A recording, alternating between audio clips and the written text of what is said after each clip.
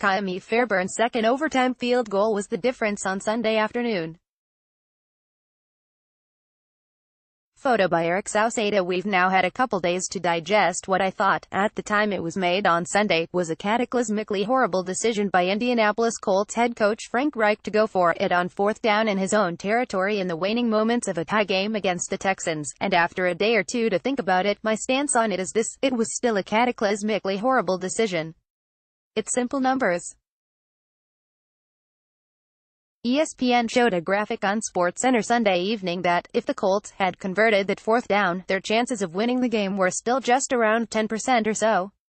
When they didn't convert, the Texans' win probability, according to Numberfire Live, skyrocketed to over 60%. So Reich opted for a decision that was basically 6 times more likely to produce a loss than a win for his team. That, my friends, is coaching malpractice.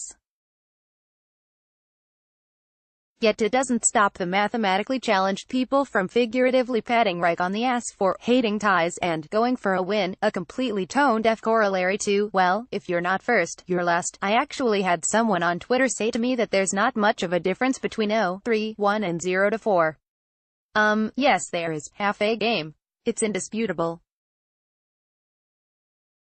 Reich backed off of his post-game declaration that he would go for it again 10 out of 10 times on Monday, but stood by his decision in the moment. I probably should give context, the Colts head coach said Monday, a day after he rolled the dice on 4th and 4 from his own 43-yard line with 27 seconds left in a tie game, then watched his team lose 2 plays later.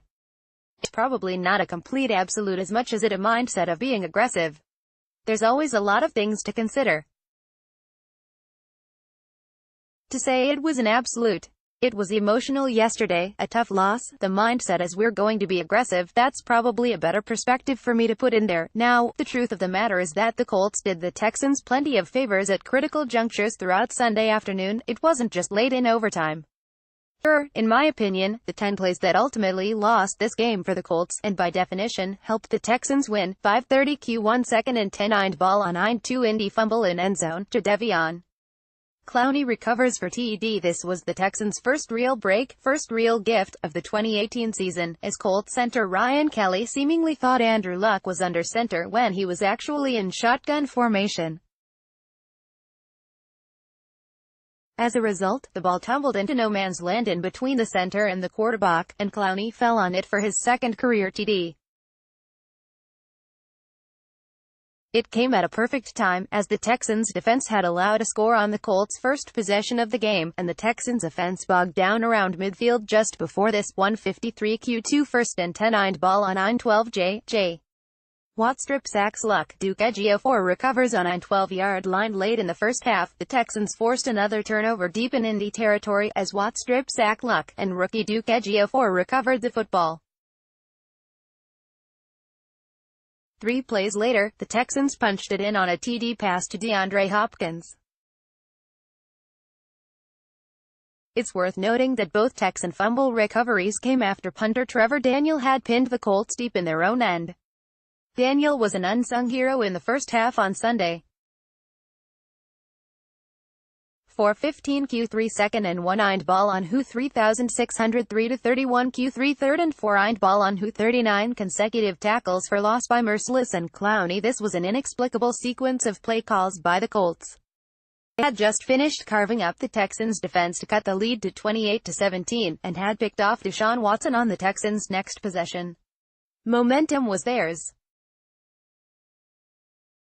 After a 9-yard pass play to RB Nyheim Hines, the Colts went with back-to-back running plays with rookie Jordan Wilkins, both of which lost yardage.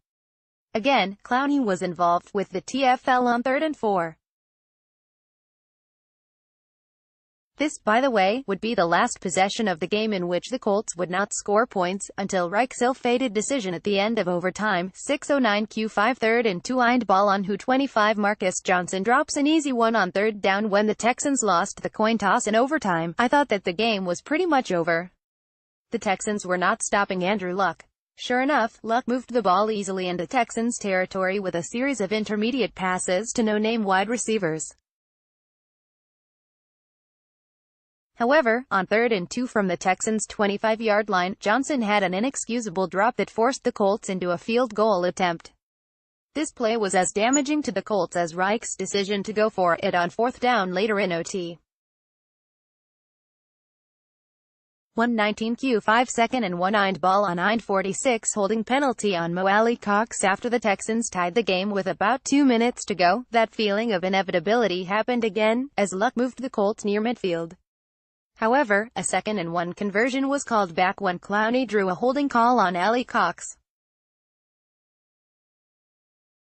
This led to 1:15 second and 11 ball on 9-3 Clowney sacks Luck for 10-yard loss. More Clowney, which eventually led to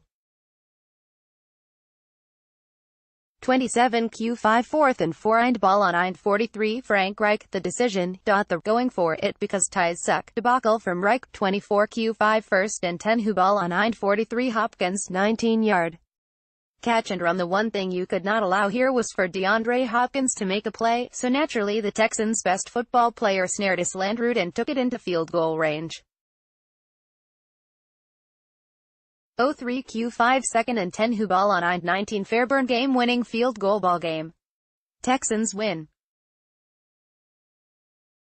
Listen to Sean Pendergast on Sports Radio 610 from 2 to 6 p.m.